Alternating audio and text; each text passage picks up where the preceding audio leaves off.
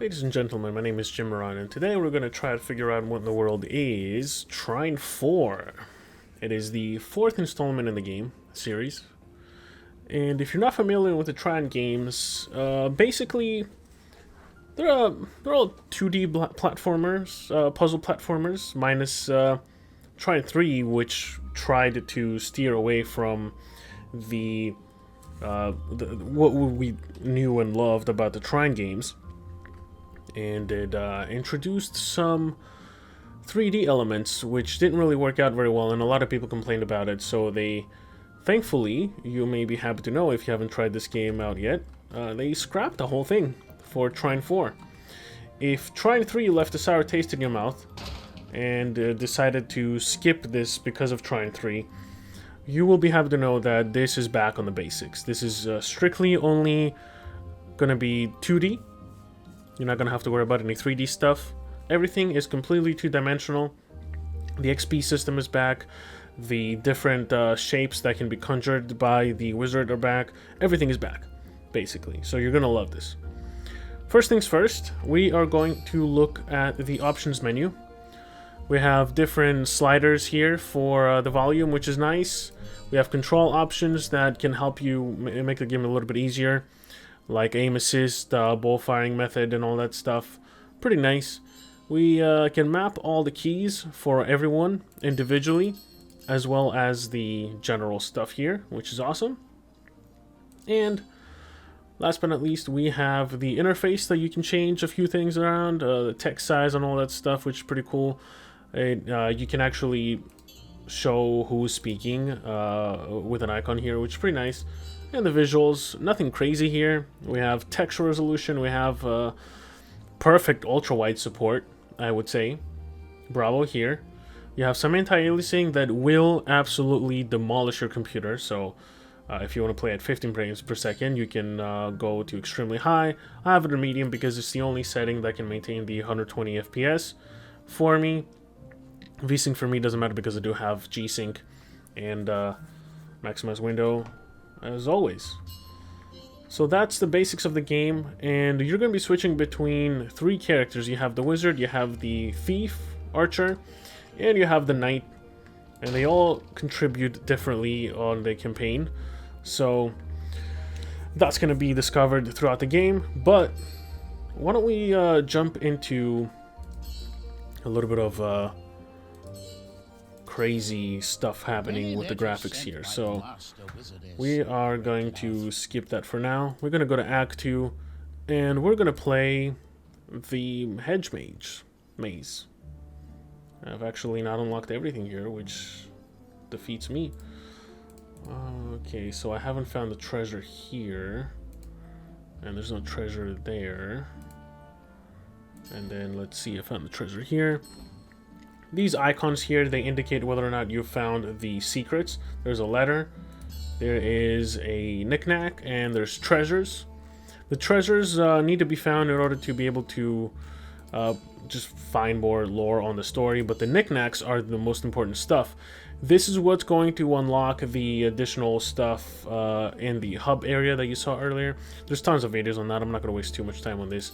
So we're going to play the Hedge Maze, because remember, it's one of the nicest looking levels. And I say nicest loosely because every single level in this game is beautiful. Had once surrounded and protected a castle within. Now the heroes would have to pursue the runaway prince through its forlorn pathways. As you can tell, the narration is back to its full extent. And here we go. At least it stopped raining. This game is breathtaking. Look at the roses, the grass, the vistas in the background, the skybox. This game screams beautiful. I don't know if I know any other game that's a little bit more beautiful than this besides the typical Red Dead Redemption, but all things considered, this is an incredibly well-looking game. So you have three heroes. The magician can conjure different objects, and they can be conjured in a few different ways. You can either draw the object on the screen. You can do a square for a square, a cube. You can do flat for a flat surface, and then you can do a circle again, and you can switch to the bouncy ball, which is completely optional. And when you aim on the object, you can hit R to make it disappear. Later on, in the beginning of the game, you can only conjure up to one item at the same time, and then as you progress through the story, you can conjure up to 3 items, which is nice. You can scroll the wheel and conjure the item that way, or you can hit Q for the ball, E for the cube, and then you can hit F for the flat item, and you can hold Q down for the bouncy ball, make it disappear. You switch between characters with the 1, 2, and 3.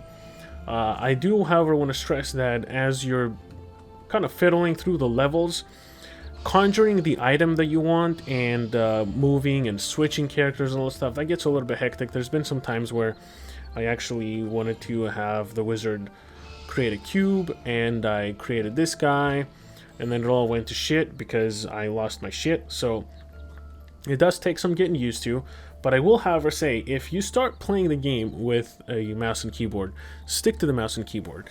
If you want to play the mouse with a controller, start with the controller. It's not going to be easy to make the transition, and myself being a PC gamer primarily, I do prefer having the ability to aim like this quickly, because once you start using a mouse and you try to control the aiming, it's going to be that slow thing. So do bear that in mind, and pretty much start the way that you want to start. So right now I'm playing with the thief. I do want to admit that the arrow animation was a little bit more satisfying on the first and the second game. I'm not really a huge fan of what the arrows look like when they're fired from your arrow, bow and arrow, in this game. So take that as you want. It's a personal preference thing. The nice thing about the thief is that you can switch between ice arrows and flame arrows. Ice arrows will freeze your enemies, and then the flame arrows will apply a burn effect, which will help you fight them a little bit quicker, easier. And this thing we can freeze, but do keep in mind that you can only freeze one thing at a time. So the thing with the level design is there's a couple of ways that you can beat the levels. So this one was hanging from here. If I wanted to, I could have started swinging from it with my thief and then gone on the other side. Right now what's happened is it's fallen down on the spikes, and I can no longer be damaged by the spikes. So I can progress that way. There's multiple ways that you can progress through the levels, and it is important to try to figure out all of the ways by yourself. So this is going to be embarrassing because I may have forgotten some of these puzzles. Here we go. That was easy enough. And look how beautiful this is. I'm just amazed by how nice this game looks. There are some levels that do have some underwater stuff that you can go to, so do keep that in mind for later on. We're going to create this, and we're going to slam it. It's going to bounce us up in the air. The first thing I noticed about the game, pardon me, is of course the environments. And I recently got glasses. Now I got my glasses after I started playing this game, so before my glasses, I was playing this game, I thought, wow, this is incredible. And then I put my glasses on, it's even more incredible. I can now see the aliasing if I don't have anti-aliasing on the games, which kind of spoils me a little bit because I never enable the anti-aliasing, so now I'm always gonna want to enable the anti-aliasing. Now, our guy can now conjure up to 3 boxes, so there's multiple ways of progressing here. If that wasn't the case, we would be doing this. And you can walk on ropes, you can get down on ropes if you hold S, or you can even conjure things that will somewhat sit on the ropes, but they will sit on the ropes long enough for you to progress through the level or through that puzzle. Here's some combat. Now these fire things, they are weak to my ice arrows, but these ice things are not weak to my ice arrows, so I have to switch to the fire arrows. Now I can switch between elemental quiver. I have been able to do that for a while. And lastly, we have our knight, our trusted knight, our brave, and for the most part, completely useless knight. Let's see if we can shoot that there. Bada beam. So the knight is okay. I'm not a huge fan of the knight because, especially in battle, he just dies too easily. What I do in battle is mostly what you saw earlier. I just ice arrow everything because it just makes for an easier battle sequence.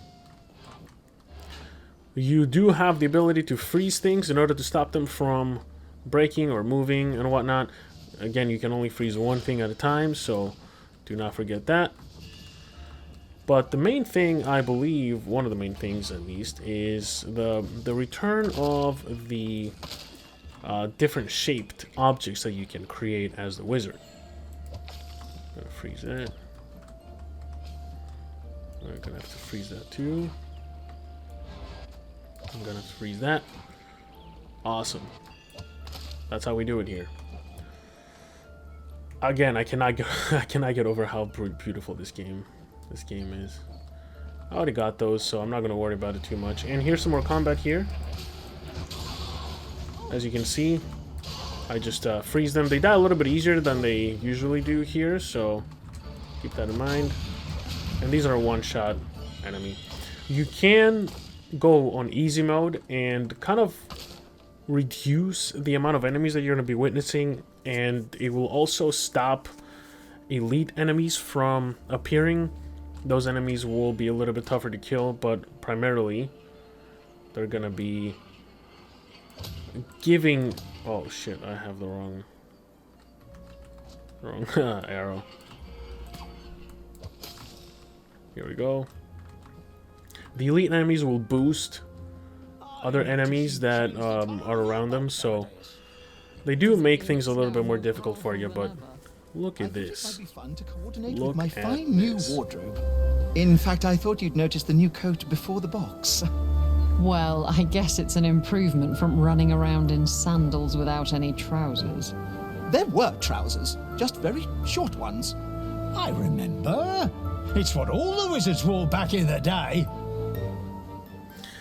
So a little bit of the voice acting more, and I gotta say that the narration is amazing, the voice acting is amazing. I mean, this game goes back to the formula that made the original two good, and that is it's narrating again. So this is basically all just a story that is being told by the magician. I don't remember if I did go down here. So if you've played the first two games, then that's what you should be expecting from this game, but obviously a lot prettier. Are you gonna tell me how is that possible? Well, it's just possible. It just is. There's no other explanation. We're gonna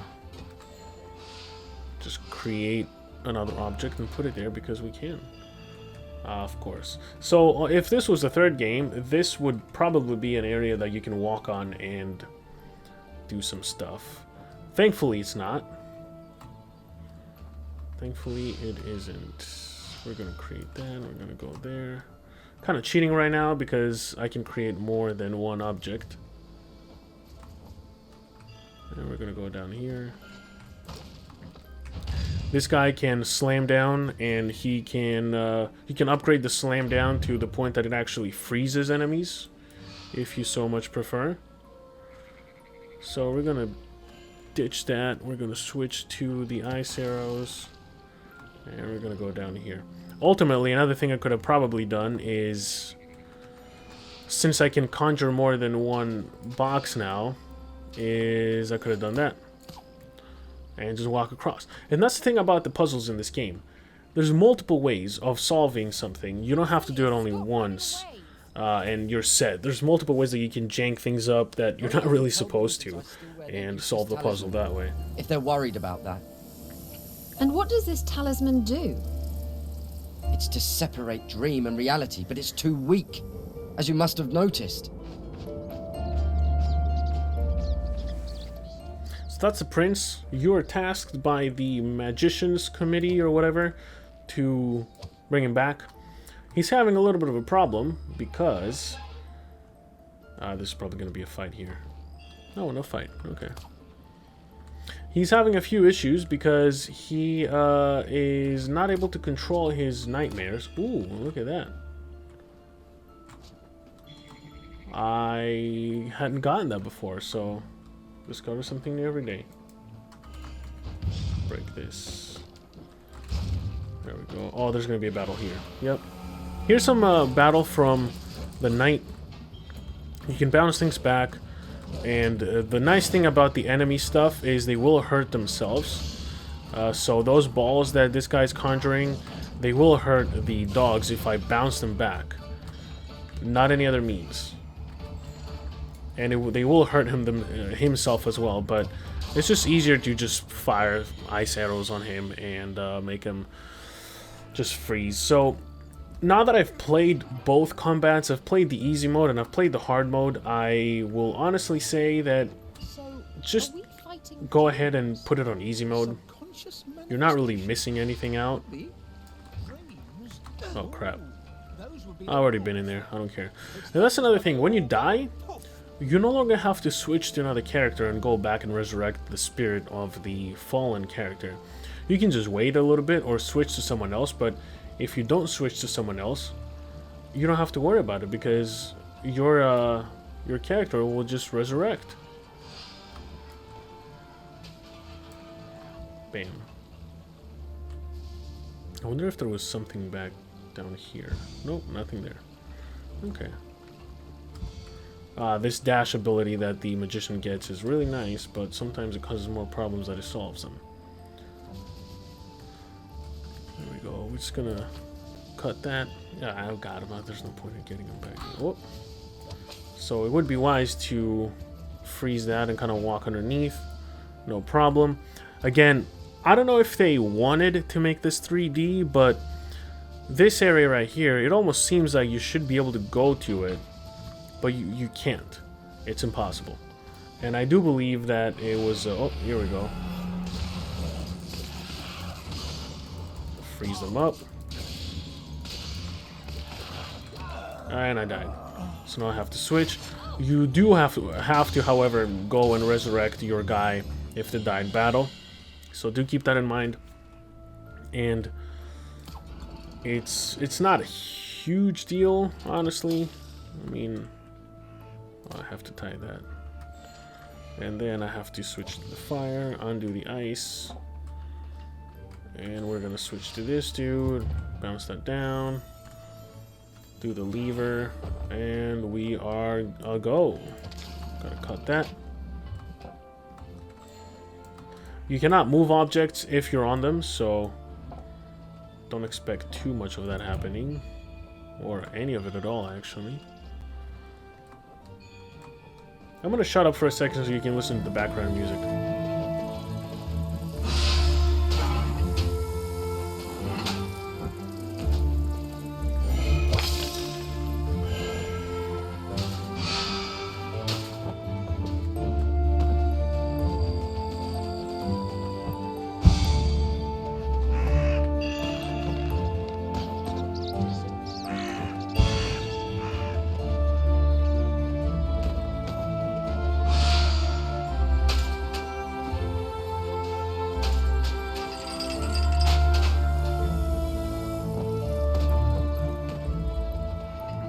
So there you have it.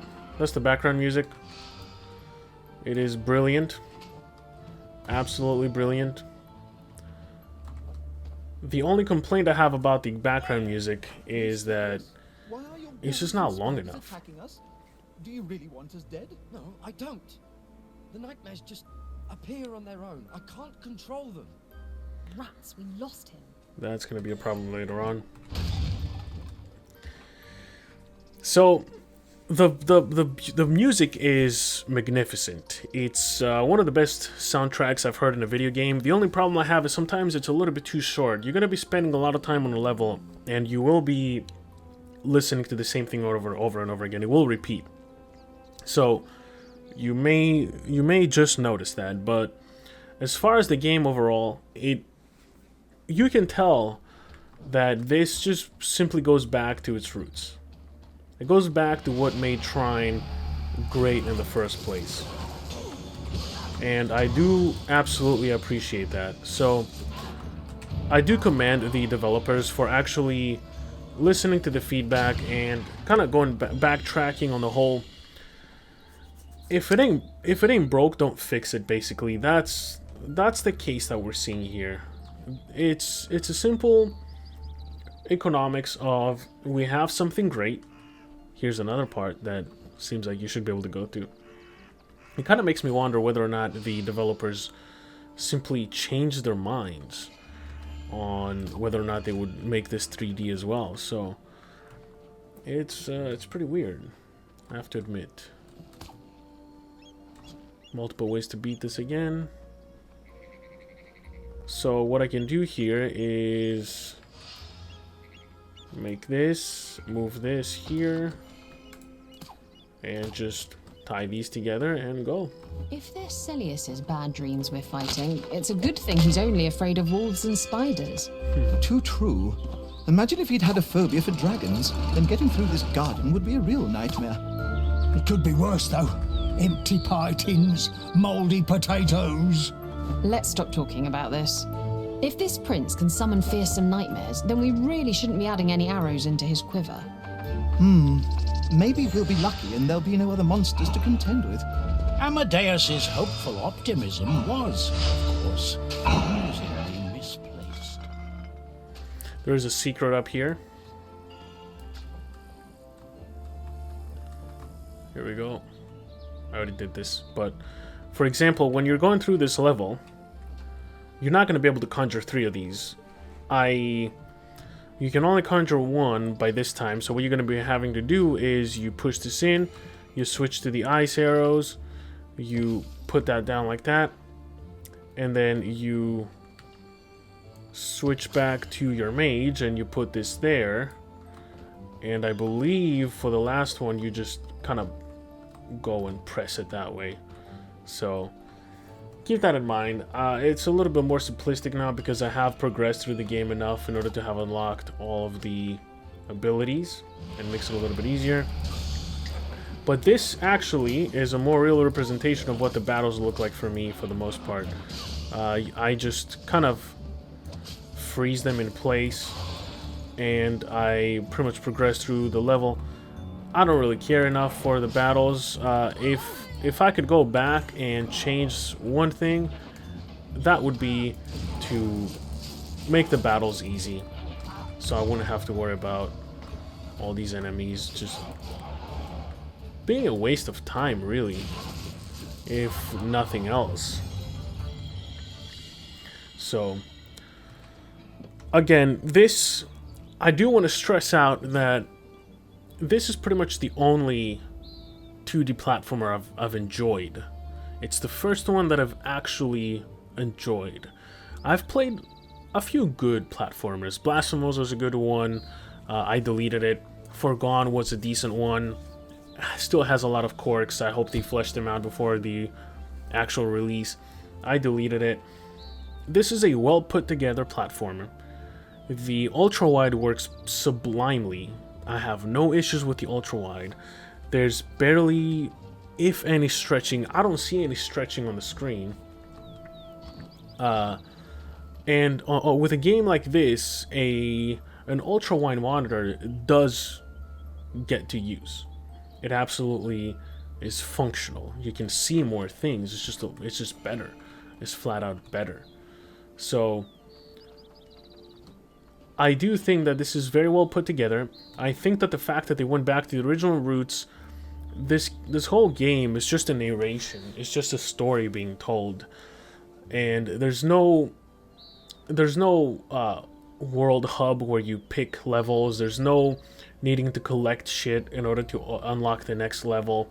There's none of that nonsense. The only thing you have to collect is these experience teardrops that are used to unlock the bonus things for the abilities that you've already unlocked. That's the only thing you have to worry about. if you beat the level, you've beat the level. You're going to the next one. There's no collectathon thing going on here, and I respect that for the game. It makes for a little bit of a better experience. Combine that with very, very creative puzzle solving that will scratch your head. This game is two of the things that I hate the most, puzzles and platforming, and it nails it. It's amazing at what it does. And it helps that this is pretty much one of the most beautiful games that I've seen ever in my life. It has a great soundtrack, it has excellent voice acting, it has incredible narration, and it has a charm that no other game that I've played manages to achieve. If one thing can be kept out of this whole video, it's the fact that this game has a lot of charm. It gives you this fairy tale feeling from the music, from the setting, from the voice acting. Again, I'm repeating myself, but all of these things contribute to a relatively complete package that delivers on its promises. It backtracks on things that it tried on Trine 3, didn't work out. It brought back things. You can conjure again new multiple types of shapes that will help you with puzzle solving, and it's just a beautiful game. It evokes a feeling of happiness when I play it. I just immerse myself into the environment, the world. Everything's believable, the magic, the charm of the narration. I have no other words. I just absolutely love this game. Now that I'm done with this video, I'm gonna go back and finish the final boss battle in peace. I hope I didn't spoil much, but there are a lot of things to look forward to in this game. And if you are even a little bit curious about this game, think about this as the last closing point for this video. This game costs $30. It has roughly about 5 to 6 hours of gameplay, I would say. There's absolutely nothing wrong with that, because Trine 3 was a very short game, but it was an objectively bad game with a lot of bugs and a lot of mechanics that just didn't make any sense and created more problems that they solved. This is one of those short experiences that will keep your interest for the whole duration. There wasn't a level here or part of the story that I wasn't into, that I wasn't intrigued by. Everything in this game made complete sense. Everything in this game was believable. Everything in this game was able to make me get immersed. So, even though it's a short story, it is a very well done and told story. So there's nothing wrong with paying, I guess, a significant amount of money when you put it that way, because $30, I believe, is slightly more than what you would want to pay for a game of this duration. What I do believe where you get most of your value, the rest of the value, even exceeding the value of what you pay for, is everything that I've been mentioning this far. The graphics, the vistas, the charm, the sense of feeling that this game creates for you that, quite frankly, I don't think any other game has. And it's crazy for me to say this about a 2D puzzle platformer. The recipe for disaster when it comes to games that I heavily despise playing. So I'm just gonna leave it at that. This has been Trine 4, The Nightmare Prince. It's $30 on Steam or your regional equivalent. It is developed by Frozen Byte and also pretty much published. All games have been developed and published by Frozen Byte. I don't think this one is Modus Games actually, so I'm going to backtrack on that statement. If you're curious as to what Frozen Byte is working on right now, is Boreal Blade is the next game that is coming out in 2020. Pontius, Zoya, Looks a little bit different. this is going to need all three of us. Oh, if you stand still for a while, this guy says move along, dumbass. Trine 4, ladies and gentlemen, The Nightmare Prince, $29.99 or the original equivalent. Hope to see you next time.